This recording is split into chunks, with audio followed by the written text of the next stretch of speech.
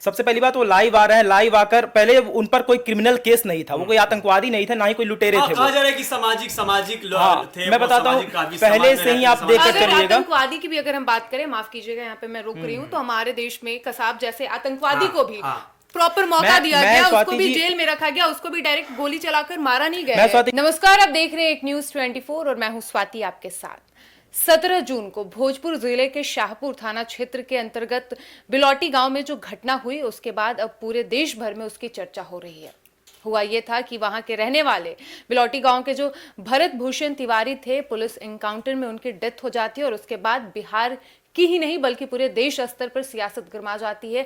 बहुत से लोग स्टार्टिंग में पुलिस प्रशासन के द्वारा ये कहा गया था कि वो मानसिक तौर पे पीड़ित थे और उन्होंने हाथ में हथियार लेकर, गन लेकर पुलिस को दिखाया था और इसी को लेकर पुलिस और उनके बीच मुठभेड़ हुई, जिसमें पुलिस की गोली से उनकी मौत हो गई। लेकिन अब कई सच बाहर निकलकर सामने आ रही है, जिसमें कई तरह के सवाल उठ रहे हैं और अब तमाम सत्ता पक्ष के नेता हो या विपक्ष के नेता हो, अब भरत भूषण तिवारी के समर्थन में उतर रहे हैं।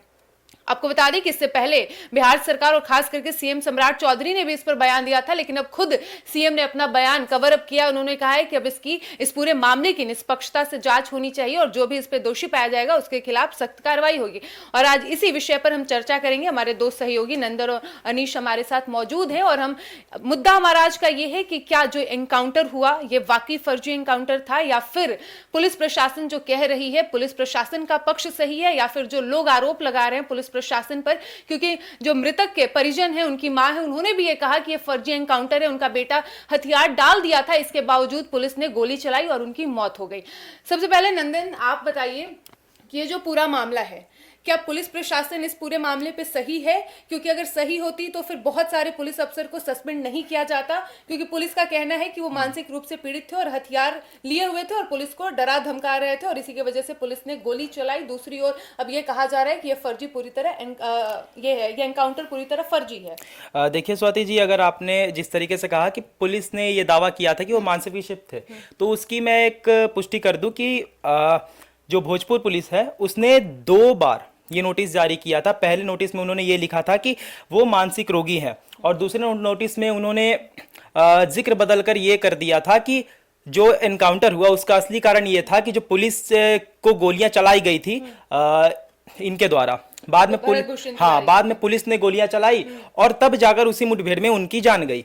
लेकिन बाद में वो जो पोस्ट था वो डिलीट कर दिया गया। ये मैं नहीं कह रहा हूँ, ये बहुत चैनल्स ने दावा किया है और साथ ही में ये पोस्ट डिलीट हुए हैं, लेकिन बहुत लोगों ने सेव भी कर लिया था, इसलिए ये हमारे पास पड़ा हुआ है। लेकिन जो वीडियो सोशल मीडिया पे वायरल हुआ नंदन, उसमें ये साफ देखा जा रहा है कि भरत ने गन को फेंक दिया था और उसके बाद ये वीडियो खत्म हो जाता है। मैं शुरू से कहता हूँ कि अगर हमारे पास उनका लाइव वीडियो नहीं रहता तो अभी तक भरत भूषण का केस चल ही नहीं रहा होता। अभी तक वो अपराधी मान चुके होते। और भरत भूषण कौन थे, क्या थे, ये 10 दिन पहले कोई भी व्यक्ति नहीं जानता था, खुद उनके गांव के बाहर के लोग नहीं जानते थे।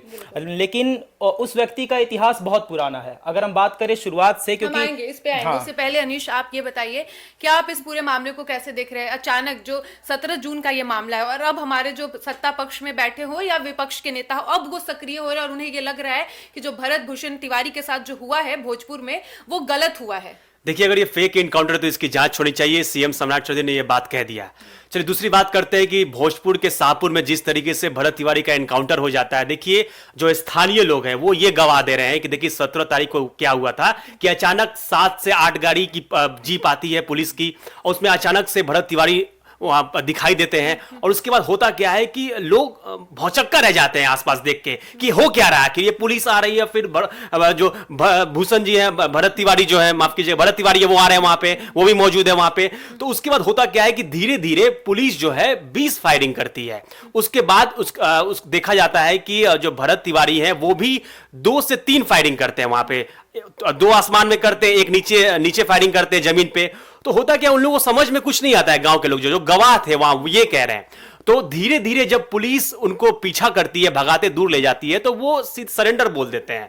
उसके बाद, ये मैं नहीं कह रहा हूं, ये स्थानीय लोग कहते हैं, जब सरेंडर बोल देते हैं उसके बाद भी उनको गोली दागी जाती है। देखिए उनका कहना है स्थानीय लोगों का कि उनको 3 गोली दागा गया था, लेकिन अब पोस्टमार्टम में पता चल रहा है कि 5 गोली तो ऐसा चीजें देखने को मिल रहा है। तो देखिए, अगर ये फेक इनकाउंटर है तो इसमें कई नेता हैं, देख सकते हैं आपकी जदयू के राष्ट्रीय कार्यकारी अध्यक्ष संजय झा वो भी कह रहे हैं, चिराग पासवान है वो भी कह रहे हैं कि अगर ये ऐसा है तो बहुत ही निंदनीय घटना है, इसकी जांच होनी चाहिए। और जाहिर तौर पे गाइडलाइन भी यही स्पष्ट करता है कि अगर ये फेक इनकाउंटर है तो जो भी पुलिस है उस पर कठोर कार्रवाई हो। और इस पे अभी मुझे ऐसा लगता है कि अनिश जी, इस पे अगर मगर अब नहीं लगना चाहिए, क्योंकि हमने सामने देखा कि एक प्रोटोकॉल क्या कहता है, उसका उल्लंघन करके आपने जो भी कार्य किया वो किया है। आपको आदेश किसने दिया कि आप एक ऐसे व्यक्ति पर गोली चलाएं जिसने अपना हथियार डाल दिया है? सबसे पहली बात, वो लाइव आ रहे हैं, लाइव आकर पहले उन पर कोई क्रिमिनल केस नहीं था, वो कोई आतंकवादी नहीं थे, ना ही कोई लुटेरे थे। कहा जा रहा है कि सामाजिक थे। मैं बताता हूँ, पहले से ही आप देखकर चलिएगा। आतंकवादी की भी अगर हम बात करें, माफ कीजिएगा यहाँ पे मैं रोक रही हूँ, तो हमारे देश में कसाब जैसे आतंकवादी को भी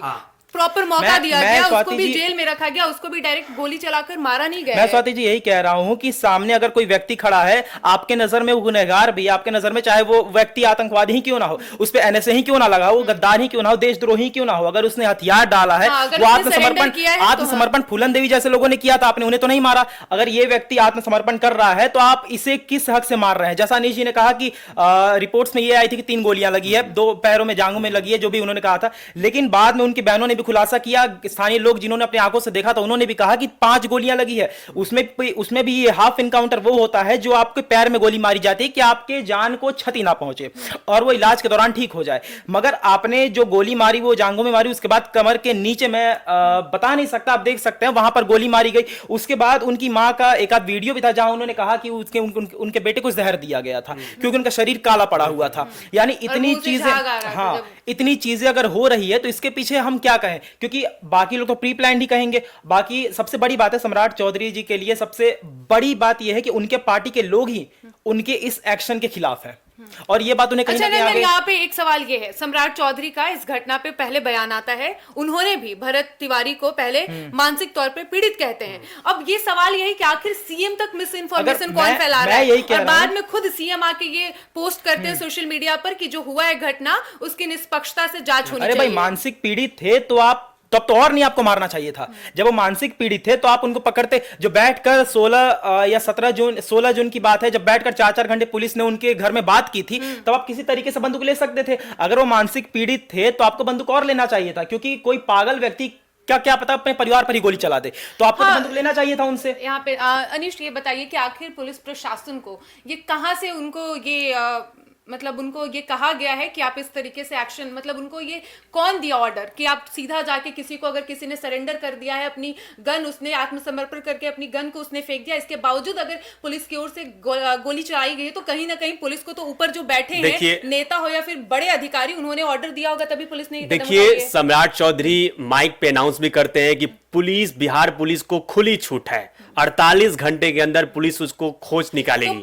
तो देखिए, पुलिस को खुली छूट मिली हुई है। किस बात की मिली है? सिर्फ ये जानने के लिए नहीं मिली है कि सामने वाला अपराधी है भी या नहीं है। वही चीज मैं कह रहा हूं कि सामने वाला अपराधी है कि नहीं, इसकी जांच बिहार पुलिस को करनी चाहिए, देखनी चाहिए थी। अगर आपको खुली छूट है, इसका मतलब ये नहीं कि आप किसी पे भी गोली चला दे। ठीक है, उस वक्त ये था कि वो सरेंडर कर रहे थे, सरेंडर करने के बावजूद उनको गोली दागी गई, ऐसा कह रहा है। पुलिस ने ये एक्सेप्ट किया है कि वो मानसिक तौर पे पीड़ित था, फिर तो और पुलिस को संवेदनशील वहां पे होना चाहिए। अब देखिए, अब 2023 का एक वीडियो वायरल हो रहा है नीतीश कुमार का, जो पूर्व मुख्यमंत्री है बिहार के। उन्होंने क्या कहा? उन्होंने कहा कि जब कोई आदमी सरेंडर करना चाहता है तो उनको जबरदस्ती क्यों गोली दागी जाएगी? क्या जरूरी है? क्या बिहार में संविधान नहीं है? क्या कोई कानून नहीं है इसके लिए? नीतीश कुमार खुद ये बयान दे चुके हैं 2023 में। अगर ऐसा होता है तो काफी निंदनीय घटना है। जिस तरीके से आप देखिए कि बिहार पुलिस को खुली छूट दे गई है, इसका मतलब ये नहीं कि किसी का भी एनकाउंटर हो जाए। आप देखिए, उनकी मां है, उनकी बहन है, मां तो सीधे आरोप लगा रही है कि पुलिस ने गोली मारी, उसके साथ साथ उसको जहर दे के भी मारा गया। तो अब देखिए, विसरा रिपोर्ट,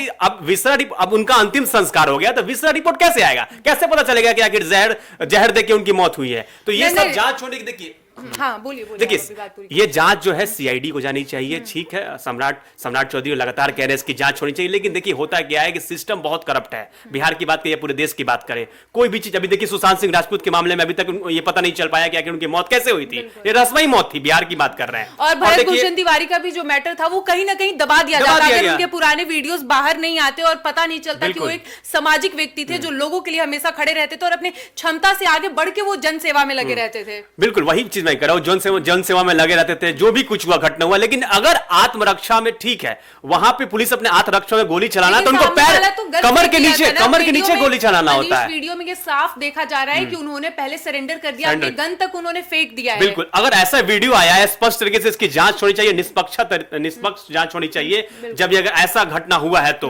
अगर क्योंकि देखिए यही होता है, बिहार या पूरे भारत की बात करें, जांच होता है उसके बाद फिर उसको वही के वही सिस्टम को रख दिया जाता है, उसके बाद आगे कोई प्रक्रिया निकल ही नहीं आता सामने, निष्कर्ष निकल के सामने। नंदन, जैसे अनीश ने बिहार के पूर्व मुख्यमंत्री नीतीश कुमार का जिक्र किया, यहाँ पे मैं एक सीधा सवाल करना चाहूंगी कि क्या जब से सम्राट चौधरी सीएम बने हैं, वो कहीं ना कहीं ऐसे जो उनका व्यवहार है, जो जिस तरीके से वो बयान देते हैं, क्या वो उत्तर प्रदेश के मुख्यमंत्री योगी आदित्यनाथ का कॉपी करना चाहते हैं, लेकिन कहीं ना कहीं वो फेल हो चुके हैं? मैं यही कहूंगा कि दूसरे योगी बनने से अच्छा है कि आप पहले सम्राट चौधरी बन जाइए, क्योंकि लगातार भरत भूषण की बात करें तो वो एक आम एनकाउंटर नहीं है। अगर आप लगातार ऐसे कृत्य करेंगे, और जितने भी एनकाउंटर सम्राट चौधरी ने किए हैं, मैं ज्यादा अंदर ना जाकर मैं कहता हूं कि अगर आप अपने ही इर्द गिर्द देखिएगा तो आपको एनकाउंटर करने के लिए ज्यादा दूर नहीं जाना पड़ेगा, अगर आप सही कार्य के लिए अगर आप अपना कदम उठा रहे हैं तो। भरत, आपने कैसे देख रहे हो, क्या वाकई सम्राट चौधरी योगी आदित्यनाथ का कॉपी बिहार में करना चाहते हैं, क्या वही फॉर्मूला यूज कर रहे हैं, लेकिन इन पे उल्टा पड़ रहा है? देखिए, इनके स्पीचेस आप सुन लीजिए, अगर जिस तरीके से ये भाषण देते हैं वो तो यही लगता है कि वो दूसरे आदित्यनाथ ही बनना चाहते हैं, लेकिन आपने कहा कि वो फेल हो गए, जो एकदम सत्य है। अगर मैं भरत भूषण की बात करूं तो वो लाइव अगर नहीं आते, अगर उस व्यक्ति के पास अपनी आईडी उतनी ज्यादा सक्रिय नहीं रहती, तो आज वो दब गया रहता जैसे बाकी मामले दबे हैं। और भरत भूषण तिवारी एक ऐसा व्यक्ति था जिसने, मैं थोड़ा सा पीछे जाना चाहूंगा, लोगों को पता है लेकिन मैं खुद से बताने का प्रयास करूंगा, क्योंकि पिछले कुछ दिनों पहले जवनिया गांव था जो कि उसी क्षेत्र के अंतर्गत आता है, जहां बाढ़ आई, बाढ़ आने के बाद वो जलमग्न हो गया पूरा गांव, जहां पर आश्वासन, मनीष कश्यप जैसे बहुत लोग वहां पर गए थे, आश्वासन दिया गया आपको घर दिया जाएगा, लेकिन उठाकर उन्हें बिलौटी गांव से 2 किलोमीटर दूर के पास में रख दिया गया, जिसके लिए भरत भूषण तिवारी जी, प्रशासन और सरकार भरत भूषण एक समाज सेवक पहले से थे, बहुत पहले से, तो कोविड में भी इन्होंने बहुत मदद की थी, तो ये किसी तरह की आपदा जैसा निकल के जितने भी प्राकृतिक आपदा आती थी ये मदद करते थे। और उसके बाद उन्होंने अपने जमीन में कुछ लोगों को रखा, कुछ लोगों के पास वो जाते थे अक्सर, लेकिन लगातार सरकार कमजोर पड़ रही थी, क्योंकि सरकार को यही लग रहा था कि लोगों को ये लगेगा कि हमने किसी को आश्वासन दिया है, बस उनको घर नहीं दिया है। लेकिन तो ये इस भरत वजह भूषण से तिवारी इस मुद्दे को उठा रहे थे उस मुद्दे को, और लगातार जिस तरीके से वो उठा रहे थे उसी तरीके से वो टारगेट में बने भी जा रहे थे। तो बनते वो दिन आए, फिर एक दिन ये पोस्ट करते हैं कि सरकार जो है हमारी बात नहीं सुन रही, हम एसडीएम के पास गए, मजिस्ट्रेट जिसके पास जाना पड़ा वहां गए, लेकिन हमारी बात नहीं सुनी जा रही है। फिर धीरे धीरे करके पुलिस ने इन्हें टारगेट बनाया, और पुलिस को सूचना दिया किसने? आप सीधे आ रहे हैं, फोर्स में आ रहे हैं, लगातार आप अकेले तो आए नहीं, जब आप फोर्स में आ रहे हैं यानी पहले से आपको किसी ने सूचना दिया है कि वो व्यक्ति बंदूक लेकर बैठा हुआ है, यानी आप बहुत पहले से नजर गड़ाए बैठे हुए थे। उसके बाद आपने फेक तरीके से, गलत तरीके से एनकाउंटर करने का, एनकाउंटर तो था नहीं, वो तो हत्या ही थी, लेकिन गलत तरीके से करने की कोशिश की, 5 गोली मारी, कमर पर मारी, पेट में मारी, जहां मारना था वहां आपने गोली मारी, और पूरे तरीके से हत्या कर दिया उस व्यक्ति का कि वो बच भी ना पाए। उसके बाद रेफर जो भी कहानी हुआ वो हुआ, लेकिन ये मैं यही कहूंगा कि जो एनकाउंटर था ये एनकाउंटर नहीं था, ये एक फेक नहीं, एक हत्या था। अनीश, जैसे भरत तिवारी जिनका फर्जी एनकाउंटर किया गया था, जिस तरीके से उन्होंने लोगों की, जो वहां के लोग थे जो पीड़ित थे, उनकी समस्याओं को उठा रहे थे, वो प्रशासन और सरकार से सवाल कर रहे थे, तो क्या ऐसे में सवाल ये उठ रहा है कि जो सरकार से सवाल करेगा या प्रशासन के खिलाफ जो अपनी आवाज को बुलंद करेगा, क्या उसको ऐसे ही फर्जी एनकाउंटर में उसकी मौत हो जाएगी? नहीं, देखिए, ऐसे अगर ऐसा हुआ है फर्जी इनकाउंटर में, अगर इस तरीके से हुआ है तो पुलिस पे बहुत बड़ी कार्रवाई होगी। देखिए, आउट ऑफ टर्न बात किया जाए तो पुलिस पे एक्शन होगी, उनका प्रमोशन आगे नहीं होगा। और अगर देखिए, ये गाइडलाइन जारी की गई सुप्रीम कोर्ट के द्वारा कि उनका प्रमोशन आगे नहीं किया जाएगा, लेकिन अगर कुछ बहादुरी करते हैं तब जाके प्रमोशन होगा। लेकिन अगर ये फेक इनकाउंटर है तो बहुत बड़ा एक्शन, बहुत बड़ा एक्शन होगा कि बिल्कुल सरकार इस पे क्या। एक आखिरी सवाल आप दोनों से है, बिहार में इस वक्त अभी हाल ही में बीजेपी की सरकार बनी है, सम्राट चौधरी सीएम बने हैं। इससे पहले नीतीश कुमार जो कि पूर्व मुख्यमंत्री है, बिहार में उनका शासन था, वो 2 दशक बिहार में राज किए हैं, और उससे पहले लालू यादव का शासन था। और लालू यादव का जो राज्य था वो सबने देखा है कैसे जंगल राज, आज भी लोग याद करते हैं लालू राज को, तो जंगल राज से उसकी तुलना करते हैं। तो क्या सम्राट चौधरी बिहार में जंगल राज 2.0 ला रहे हैं? देखिए 2.0 तो खैर सम्राट चौधरी लाएंगे या क्या करेंगे वो तो सम्राट चौधरी जाने, और बिहार के जो लोग हैं वो देख ही रहे हैं उस चीज को लेके। नहीं, आपको क्या लगता है जो अभी सरकार का अभी महीना 2 महीना हुआ है, नए सरकार के बने हुए, और जिस तरीके से बिहार में जो घटनाएं हैं वो बढ़ रही है, तो ऐसे में नीतीश कुमार के राज में भी लोग इतना खुद को असहज महसूस नहीं करते थे, असुरक्षित महसूस नहीं करते थे? तो देखिए अब बिहार में कभी भी आप देखिएगा तो शुरुआत से लेके अभी यहाँ पे सवाल ये है ना कि अगर सम्राट चौधरी अगर सीएम है, वो अभी बने हैं, जिम्मेदारी ली है, अगर उनको ऐसी घटना का, ऐसा तो नहीं है कि वो इस घटना से रूबरू नहीं हुए, खुद वो आके टिप्पणी कर रहे हैं, पोस्ट कर रहे हैं, तो उनको जाना नहीं चाहिए था? देखिए बतौर राज्य के मुखिया होने के नाते जी बिल्कुल ऐसा होना चाहिए कि सीएम सम्राट चौधरी को खुद वहां पे जानी चाहिए थी, क्योंकि गृह मंत्रालय उन्हीं के पास है। नेता प्रतिपक्ष हो, बस वो बात करने से, वही चीज मैं कह रहा हूं कि बस सोशल मीडिया पे ट्वीट करने से, संवेदना करने से कुछ नहीं होगा। जब तक आप उस मौके वारदात पे नहीं पहुंचते हैं, घटना की जांच नहीं करते वहां पे, लगातार आप वहां निगरानी कीजिए। जब ऐसा घटना हो रहा है तब जाके आप पे लोग भरोसा करेगा। अब देखिए योगी मॉडल बिहार में लागू किया जा रहा है। इनकाउंटर तो पहले ऐसे बिहार में होता नहीं था कभी भी। जब सम्राट चौधरी जब से सीएम बने तब से इनकाउंटर हो रहा है। हाँ, इनकाउंटर कीजिए उन अपराधियों का, हमें कोई आपत्ति नहीं है, कोई बिहार वाले किसी को भी आपत्ति नहीं है, लेकिन जिस गलत तरीके से अगर इनकाउंटर होगा तो आपत्ति तो होगी। उन मां का, उन पिता का, उन बहन का क्या होगा वो नहीं सोचते कोई नेता।